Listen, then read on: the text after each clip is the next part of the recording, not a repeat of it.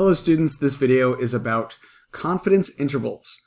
This is the week 9 notes, and we're going to be talking about how close we can actually get to the real thing when we try to estimate a parameter. You know that a parameter is a measure for a population. What we usually do in statistics is we collect information or statistics for samples, and then we use those statistics, for example, a sample mean or a sample proportion, to try to estimate the actual parameter or the population value.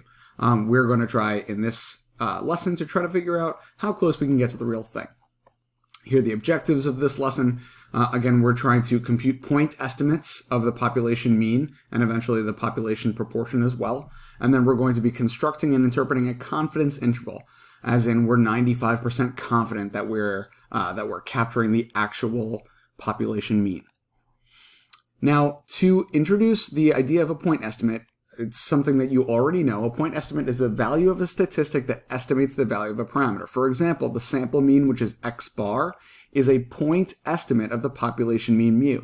Every time you draw a new sample, for example, in the example of the pennies, we draw a sample of pennies and we weigh all the pennies and we find an average weight. Now that average weight, which is x bar, is trying to estimate what the average weight is for all pennies, which is mu. Every time we draw a new sample, we're going to get a new statistic, but all of those statistics are going to be close to the population mean mu. Some of them are going to be smaller, some of them are going to be larger based on the particular pennies in our sample, but they're all theoretically going to be pretty close. Let's actually draw that example out a little bit. You know that pennies minted after 1982 contain 97.5% zinc and 2.5% copper. This is the data for 17 randomly selected pennies. So again, 17 is our sample size, and all of these are the weights of the pennies in this sample. If we were to treat this data as a simple random sample, we could estimate the population mean weight of pennies minted after 1982 by simply taking all of these pennies and adding their weights together and then dividing by 17. This should say ... and I'm not sure where that L comes from. But anyway, you get 2.464. So the point estimate of mu is 2.464 grams. Another way to say this is x bar for this case is equal to 2.464. Remember that x bar is an estimate of mu, estimate of the population mean. And if you were to try to fill these blanks in, a point estimate is the value of a blank that estimates the value of a blank. Hopefully you got this. It's the value of a statistic that estimates the value of a parameter. Keep in mind, we almost never know the actual parameter values. Most of the time, all we're doing is collecting statistics to try to estimate them. Now let's talk about the main idea of this lesson, which is confidence intervals. A confidence interval for an unknown parameter consists of an interval of numbers. So for example, from 5 to 10, that's an interval of numbers. Now the level of confidence, not competence, but confidence, represents the expected proportion of intervals that'll contain that parameter if we do it a large number of times. So for example, I could say, I'm 95% confident that this interval captures the true population mean. In order for me to make that statement, I would have to make a fairly large interval, and in order for me to make that statement, I'd have to do this sampling a large number of times. Here's my example. A 95% level of confidence implies that if I take 100 different samples and then create 100 different confidence intervals, each of those confidence intervals has a chance of having that population parameter. We would expect 95% of those intervals to contain the parameter. If you go back to the beginning of the slideshow of this picture depicts a bunch of different confidence intervals, and you can see that all of these intervals go from here to here, from here to here, from here to here. All of these intervals are containing this population mean, which is a number. However, in this case, this red interval, it does not contain the population mean. So this could have been representative of a sample that was particularly low. All of the numbers were particularly low for the population mean. It doesn't happen that often. So what we are trying to do is trying to pick a point estimate, which is always in the middle of a confidence interval, like here or here, and spread out the wings of the confidence interval and say, we're pretty sure, we're 95% sure that when we spread the wings out from this point estimate, we're capturing the true population parameter, in this case mean. All right, let's move back to the slide that we were on. I believe it was here. Okay. A confidence interval is always in the same form. A point estimate plus or minus a margin of error. So in other words, I'll take a sample, and that sample will be a point estimate of the population mean. And then what I'll do is I'll add or subtract a certain number. That certain number is the margin of error. How much I expect to be wrong by. After I add and subtract that margin of error, that interval that I've gotten should give us the interval called the confidence interval, which says how many intervals would capture the population parameter. So that margin of error, how much you add and subtract, depends on 3 different factors. One of the factors is the level of confidence. As you could probably imagine, if you say I'm 50% sure that it contains the population parameter, that's not that big of a level of confidence, so your margin of error would not be that big. If you say I'm 90% sure, you would want to make your interval larger so that it captures more data. And if you say you're 99% confident, you would probably need to make a quite large confidence interval indeed.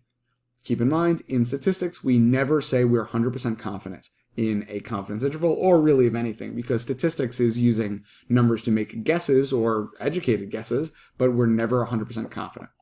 The sample size. As you collect more and more data, as your sample size gets larger and larger and larger, the margin of error is going to decrease because you're more confident in your population estimate, you're more confident in your point estimate, so your interval will be getting smaller.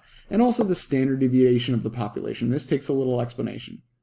You know that if you're sampling from a population and all of the values are really, really similar, like the pennies example, if all of the values are really, really similar, that means you're not going to get that much variation in your values, right? The smaller a penny is, it's not really that much smaller than the regular penny. And like the largest, craziest, heaviest penny that you could ever think of, it's not really that much more heavy than a normal penny. So if the standard deviation in this pennies example is very low, if the standard deviation is low, that means your confidence intervals will be smaller. If your population has a large standard deviation, if your population is very spread out, if it looks like this, if your population is very spread out, then your confidence interval is going to have to be more spread out.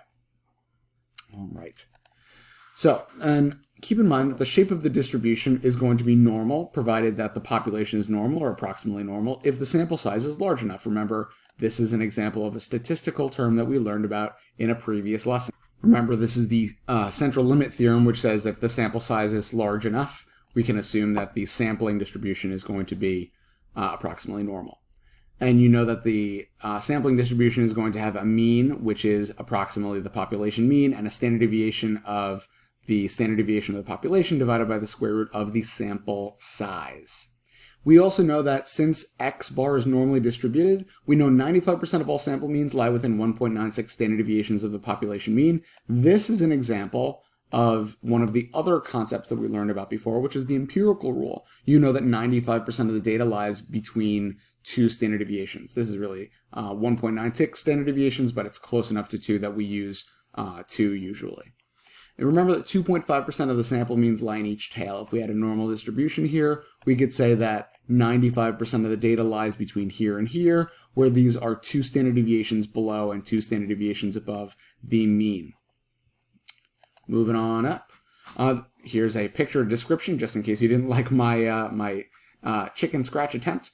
Remember that in a normal distribution, 95% of all of the data should be in between plus and minus 2 standard deviations above and below the mean. And it's symmetrical, so if 2.5% of the data lies here, that means that 2.5% of the data lies here. Easy peasy.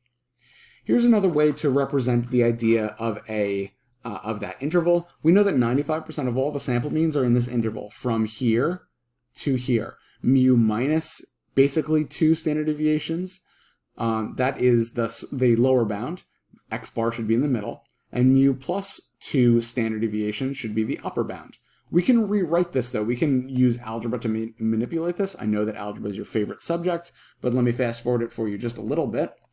The algebraic manipulation looks like this. In other words, our mean, our population mean, should be between x bar, which is our sample mean, minus 1.96 standard deviation, and x bar plus 1.96 standard deviation. Another way to rewrite this is x bar plus or minus the margin of error, which is 1.96 times the standard deviation. Keep in mind, the margin of error is this piece, and the margin of error represents two different things. It represents this 1.96, which we'll be talking about a couple of minutes here. This 1.96 is really representative of the critical value, or the z value, and this sigma x bar is the standard deviation. So we're dealing with the critical value and the standard deviation respectively. Now, one thing that I want to point out is that every time we make a confidence interval, the first thing we do is take a sample mean. Once we take a sample mean, which we call a point estimate, we are able to build a confidence interval around it. Well, let's say the sample mean is here. What we're going to do is build a confidence interval. Let's say, for example, we're subtracting that margin of error and adding that margin of error to it. So now we've constructed our confidence interval. Every time we do that, we have a chance of getting the true population parameter within it. Sometimes we do, sometimes we don't. The larger we make this interval, the more of a chance we get to capturing this population parameter. Whether we actually contain the population parameter, in this case mu, depends solely on our sample mean. It depends on whether we did a good job of sampling. That's why we're so careful about trying to tell you about random sampling techniques and not having biased samples, because if you have a sample that is not random, if you have a sample that is biased, that sample is going to give you a sample mean that is no good. It's going to give you one that's artificially high or artificially low, and that's going to affect whether you can accurately identify the population parameter, in that case, mean. Here's another way to interpret it. For example, if I construct a 99% confidence interval with its lower bound of 52 and an upper bound of 71, here's how we would write it. And this is a sentence that you're going to need to be able to write this same structure. We are 99% confident, this is the confidence level, that the population mean mu is between 52, that's the lower bound that we said, and 71, that's the upper bound that we said. So at the end of the calculation, you must be able to write this sentence. This is your conclusion sentence. This is the whole reason we're doing the exercise in the first place. All right. Remember before I talked to you about the value, that 1.96 is the critical value. The critical z value, otherwise known as the critical value, is a measure of how confident we are in our interval. In other words, the confidence level. This number will change when our percentage changes. So this number is tied to the confidence level. So for example, if I have a 95% confidence level, this number is going to be 1.96. If we have a smaller confidence level, if we have a 90 confidence level, that number will go down. If we have a larger confidence level, a confidence level of maybe 99%, that number will go up. Remember, the confidence level is telling us how wide to spread those wings in our confidence interval. And keep in mind, we have to have a sample size that is at least 30 or greater, or the population must be normally distributed in the first place in order for us to use these calculations. Because remember, z needs a normal distribution to work, and you can't assume that there's a normal distribution unless they tell you so, or unless there's enough samples that it doesn't matter. Okay. In this example, we're trying to construct a 99% confidence interval about the population mean weight in grams of pennies minted after 1982. Remember that what we were talking about before was that we're trying to first get a population estimate, or I guess you would call it a point estimate. So we're going to take all of these values of our sample, and we're going to find the sample mean. You can do this by putting the data into the calculator, into stat edit, and then going to stat calc 1var stats. That would give you, where are we at here? That would give you the point estimate. The next step is finding the z-score using the value of alpha. I'm going to walk you through this because this is a delicate procedure, but most of the time this will be fairly easy to use. Remember that alpha is based on the percentage of confidence. The alpha value, we call it the alpha value, is the number that you subtract from 100% in order to get the percentage of confidence. So, for example, in this case, we're talking about a 99% confidence interval. So, since we're talking about a 99% confidence interval, alpha is going to be 0.01. If it was a 95% confidence level, alpha would be 0.05. It's just the number that's subtracted from 100% in order to get the percentage of confidence. Easy. Now this calls for alpha divided by 2. Keep in mind that this says alpha divided by 2. So we found our alpha, which is 0.01. Alpha divided by 2 is that number divided by 2, which is 0.005. That's the number that we're going to be using to try to figure out this critical value. Okay, once I have that information, all I'm going to do is use INVNorm. Now, INVNorm is something we learned about during the normal distribution lesson. That was during week 7. Remember that INVNorm's job is to take an area under the curve and give you a z-score. So if I draw you a normal curve, INVNorm's job is to say, well, if I want a value, a z-value, that gives me 0.005% of the area under the curve, this area here, the z-value that is here can be found by just using that INVNorm. So that means negative 2.5758, etc. That's the z-score that would give you 0.005% of the data below it. Fascinating. Okay, remember that before we used 1.96 here, using 2.5758 would just make the wing for the confidence interval bigger. Let's take a look at it in action. We know that 2.464 was our point estimate from before. That was our x bar. That was from the sample. That shouldn't be too confusing to you. This z alpha over 2 is what I just showed you how to calculate. That's in the INVNorm menu in the calculator.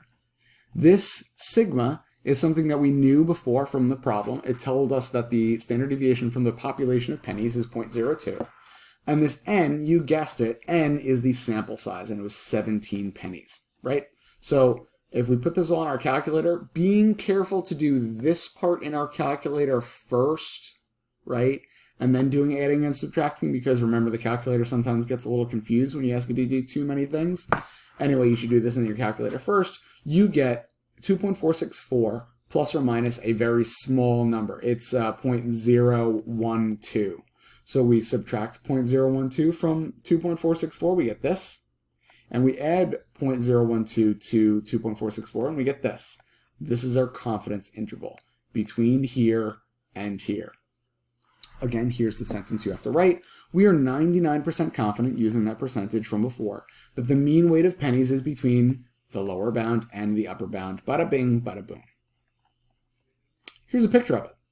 I'm just showing you a graphical representation of this confidence interval. And again, I talked about these being the wings. These are, again, the margin of error, how far away you go from the point estimate to be sure that you're capturing that population parameter. So these wings spread out this far and this far.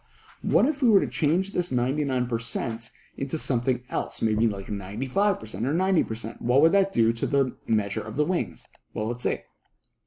I told you just before, this is called the margin of error. It's how far you are between the lower bound and the sample mean. If I were to make a 90% confidence interval, I should hope that you would assume that this confidence interval will look different. Let's go through the calculations together. Here's the same sample of pennies. So since it's the same sample of pennies, we're going to get the same sample mean. Now, instead of working with an alpha value of 0.01, we're using an alpha value of 0.1 because a 90% confidence interval means my alpha value is 0.10. Alpha divided by 2 is something that's in the formula. You'll have the formula sheet, so you won't have to memorize that. Alpha divided by 2 is equal to 0.05. So this new value that I'm supposed to put into INVNorm is 0.05. You'll notice that before I asked you to put 0.005. This is a little different. So now I put it into INVNorm in my calculator, and I get negative 1.64485, etc. That means this value, this critical value, in other words, how far I have to spread the wings apart based on my percentage, is going to be smaller than it was before. Remember, before it was like 2.575, something like that? It's much different now.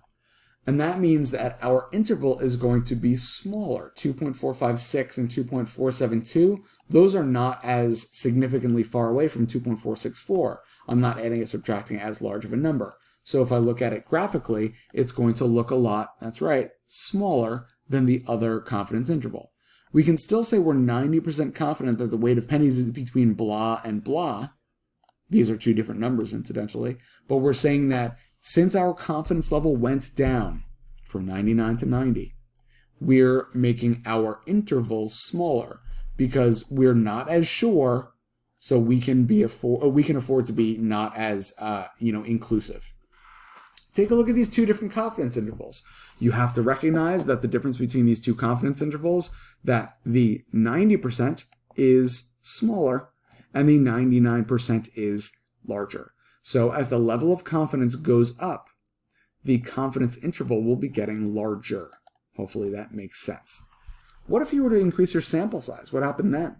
If I increase my sample size so that I don't have 17 values, I have 18, 19, 20, 21, 22, 23, 24, 25 values, now I'm changing not my percentage, right, which is not my critical value, but now I am changing something else about my sample, which is the sample size. So I'm going to be changing the standard deviation.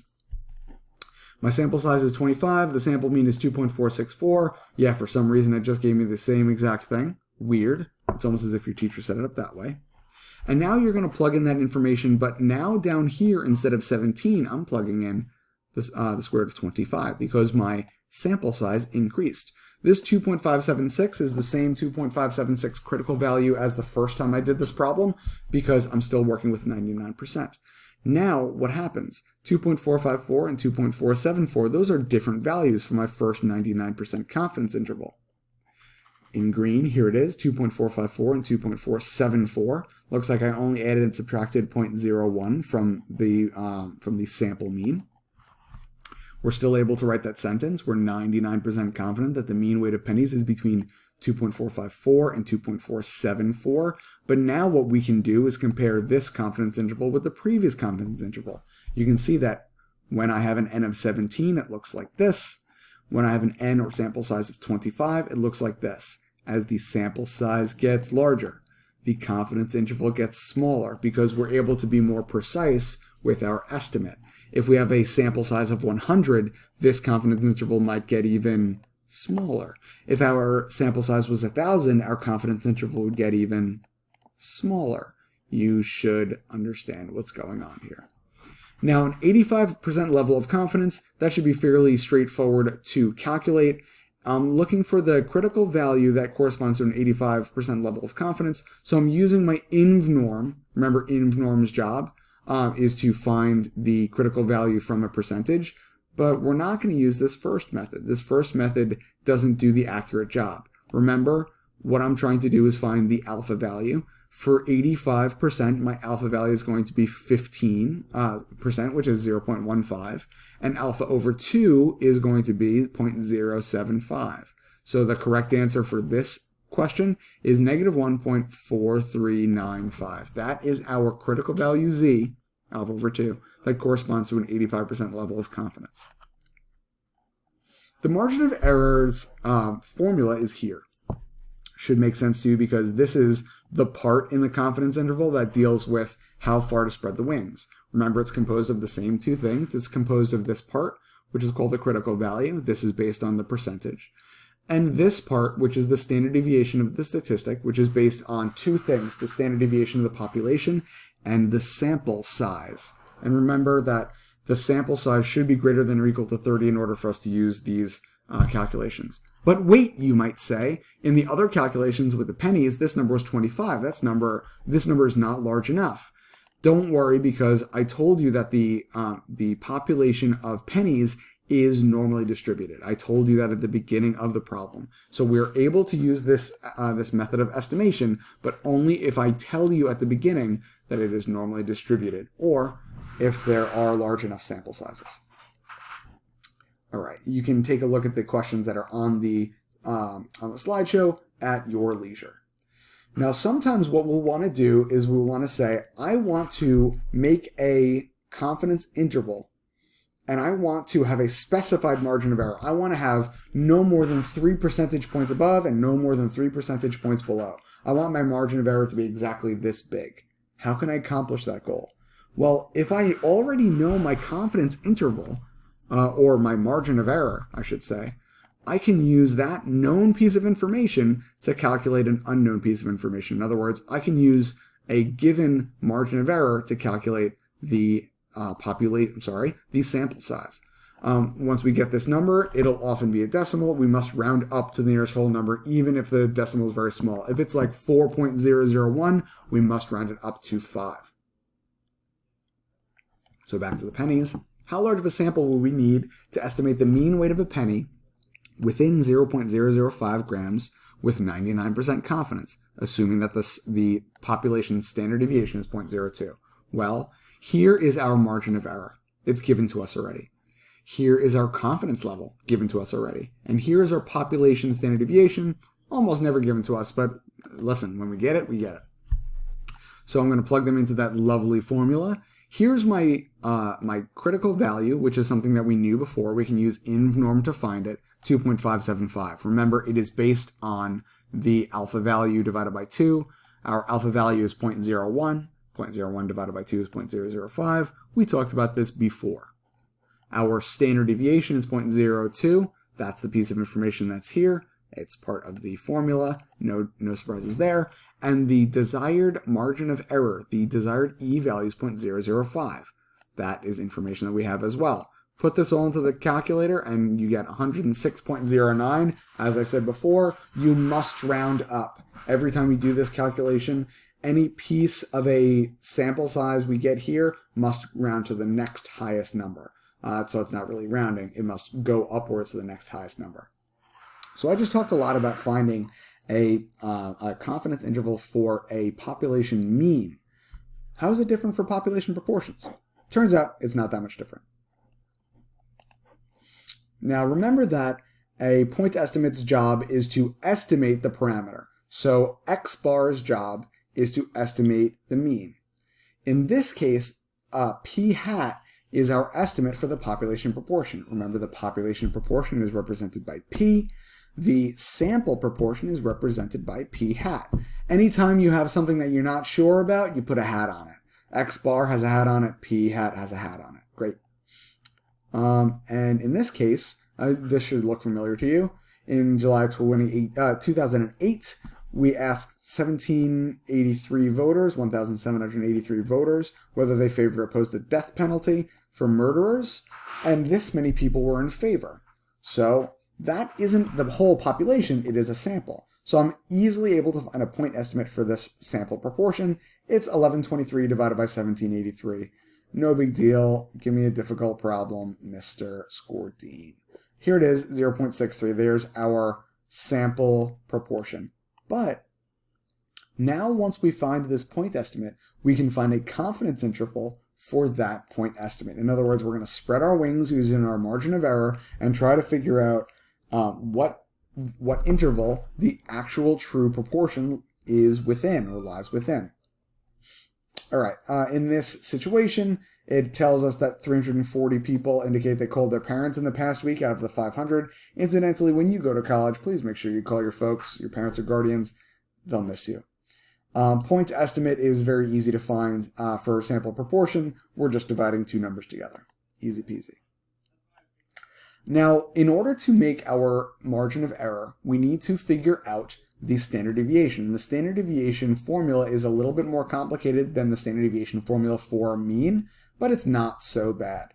The standard deviation formula is just p times 1 minus p divided by n. P times 1 minus p divided by n. Keep in mind that p is not something that we know always. However, most of the time, we can get around that. In this case, when we're trying to construct a confidence interval, we know that p hat is something that we're going to be able to find because p hat is the sample proportion. And you'll notice that the calculation for standard deviation of the sampling distribution of the sample proportion, we replace the p's with p hats. Why?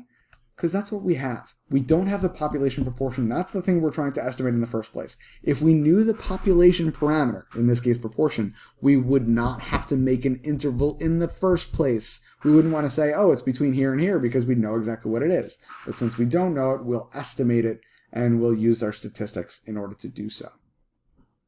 All right.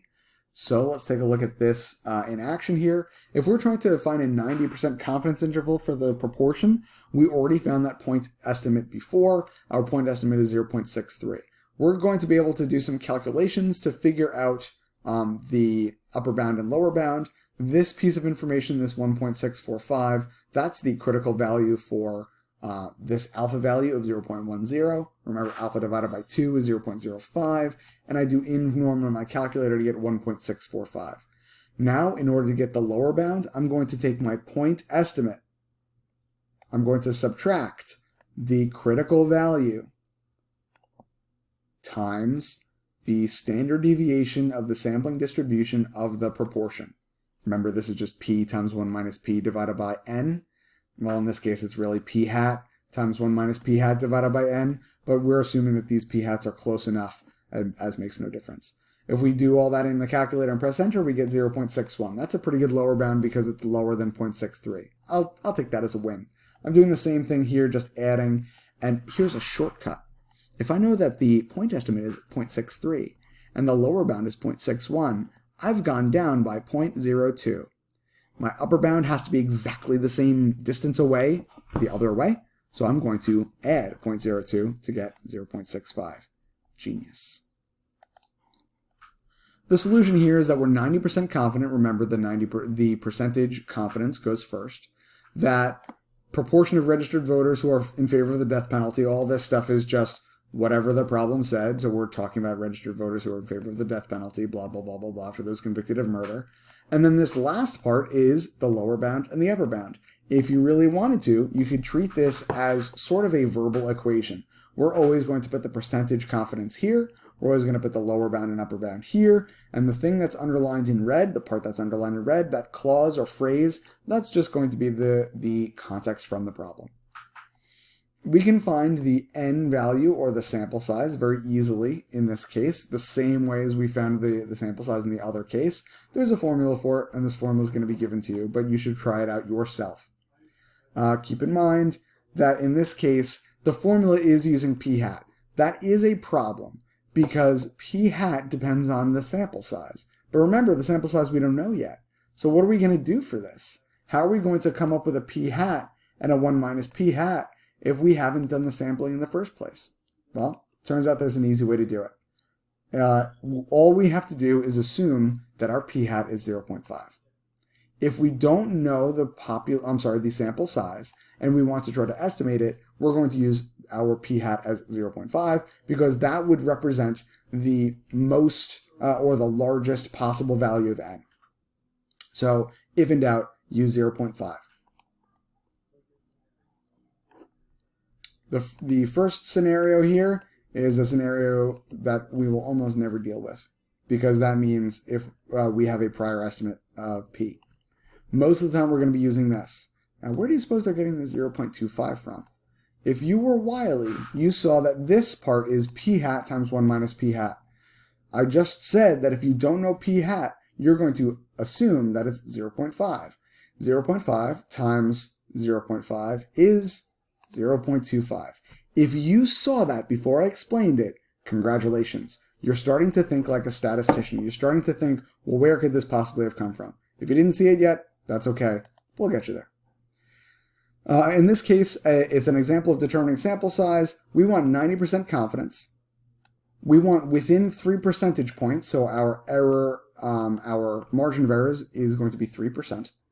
And 82.4 is going to be our census value, our p hat. So as I said, p hat is 0.824. I'm going to figure out the standard deviation of the sampling distribution by multiplying 0.824 times 1 minus 0.824. And then I'm going to multiply that by 1.645 divided by 0.03, keeping in mind that 0.03 is, of course, the error bound, the margin of error. Using my formula, I'm getting 436.04. Just like I said before, it doesn't matter how small this decimal is, you have to round up to the next number. We rounded up to 437, which means the minimum sample size required for this error, this margin of error, is 437 people. All right, this video was about creating confidence intervals for unknown parameters for population means and population proportions. I hope this helped. Good luck studying.